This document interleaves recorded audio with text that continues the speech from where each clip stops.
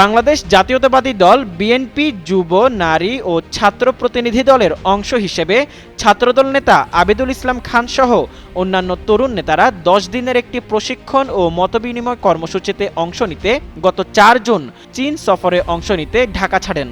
এরপরই সামাজিক যোগাযোগ মাধ্যমে ছাত্রদল নেতা আবেদুল ইসলামের সঙ্গে চীনের প্রেসিডেন্ট শি জিনপিংয়ের একটি ছবি ফেসবুকে ছাড়া হয়, যেখানে তাকে চীনের প্রেসিডেন্ট শি জিনপিংয়ের পাশে হাস্যোজ্জ্বল ভঙ্গিতে দাঁড়িয়ে থাকতে দেখা যায়। এরপর ছবিটি সামাজিক যোগাযোগ মাধ্যমে ভাইরাল হলে ব্যাপক আলোড়ন সৃষ্টি হয়। এর কিছুক্ষণ পরে জানা যায় এই ছবিটি কৃত্রিম বুদ্ধিমত্তা অর্থাৎ এআই দিয়ে তৈরি একটি নির্মিত ছবি।